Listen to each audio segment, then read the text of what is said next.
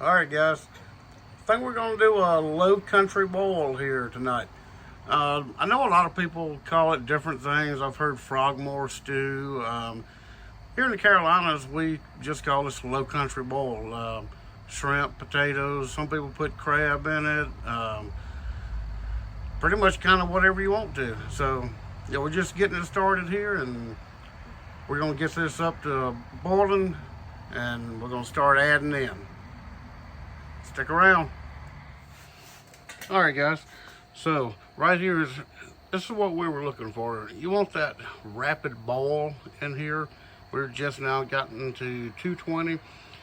This is a small pot because I'm just doing a little small batch here, which is on my small burner also. So I'm going to start off with some small, what we call new potatoes. They're little small red skin potatoes. We put these in here first because once we start this cooking process, it's pretty much timed down to about 10 to 15 minutes per ingredient. And we're going to be doing the potatoes first, then we're going to put the smoked sausages in here, and that's going to give the shrimp and everything that really good flavor.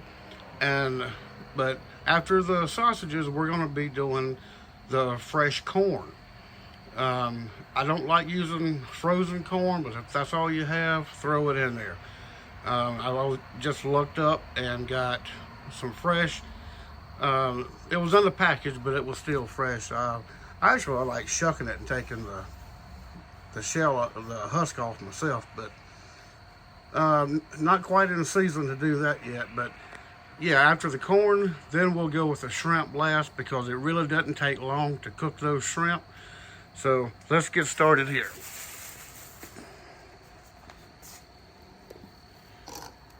And these are the little new potatoes.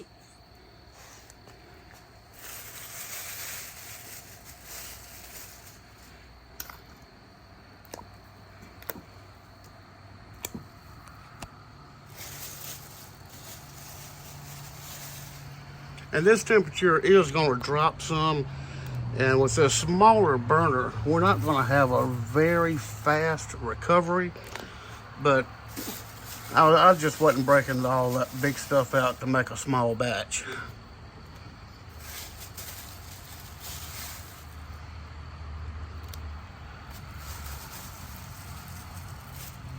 And you can see how that water's kind of calmed down a little bit, but it might recover a little faster than what I think it will. But because I've got that propane burner cranked up pretty good on it.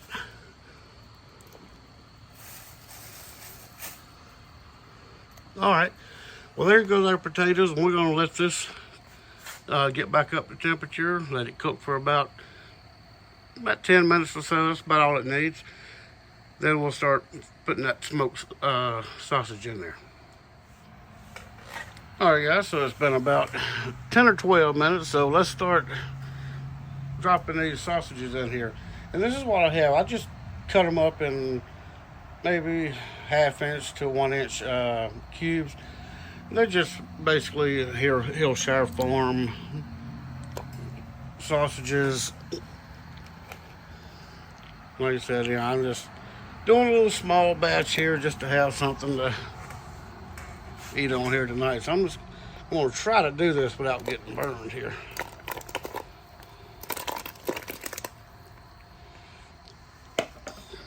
Okay. Yeah, there was a little stir in here.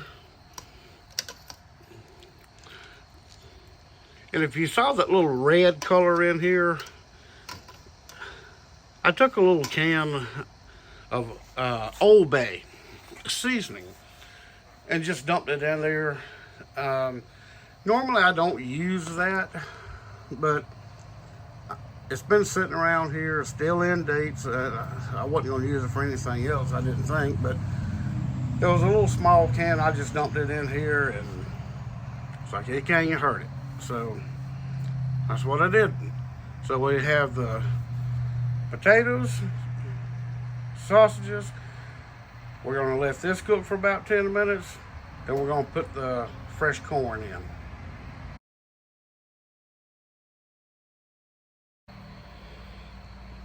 All right, guys, this stuff is smelling incredible. So that's been going on for about 10 or 12 minutes with the sausages.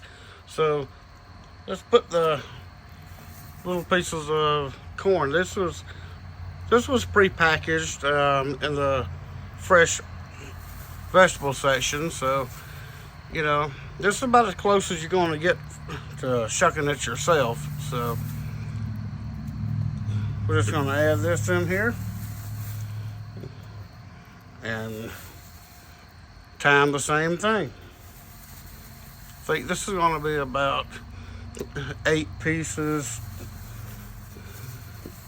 Well, 8 small pieces, but and with this right here, this is going to produce a lot of leftovers that you can put into the refrigerator and eat on the next day.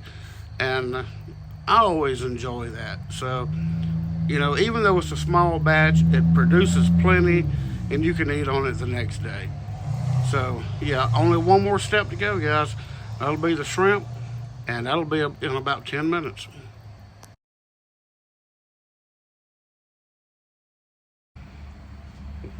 All right, guys, here's the last ingredient here. We're gonna add these shrimp.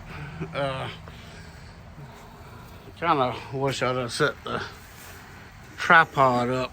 I'm doing all of this on my phone here, so let's see how we're gonna do this.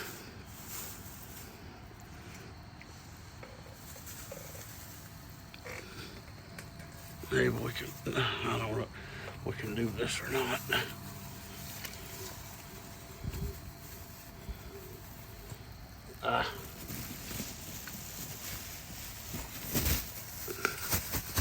Come on, get out of there.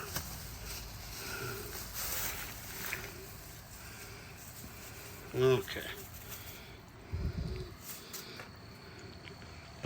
Put the shrimp in an old produce bag, and it was kind of flimsy, but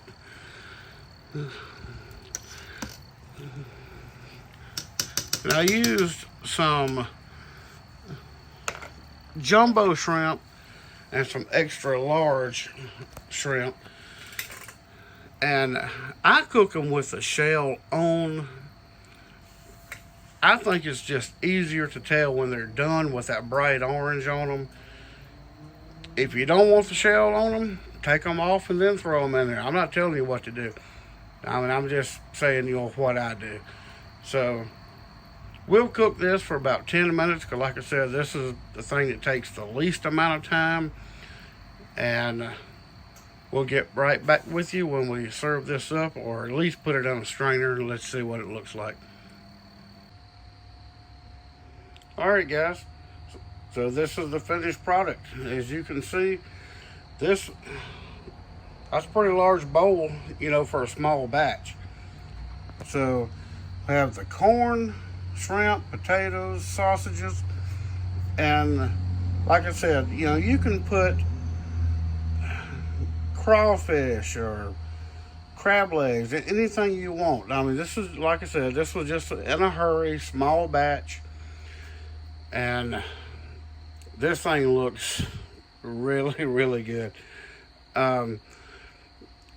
For a side dish, I think I'm just going to use like some garlic bread or something like that. But if you melt some garlic butter, and you can dip these shrimp and stuff in, you can dip that corn in too. Now that's really good. So yeah, this is not complicated. The longest part is just getting the water up to boiling temperature. And then pretty much everything is timed out for 10 to 12 minutes for each thing that you drop into the water. So yeah, you guys should try this out. And let me know in the comments what you think. Thank you for being here.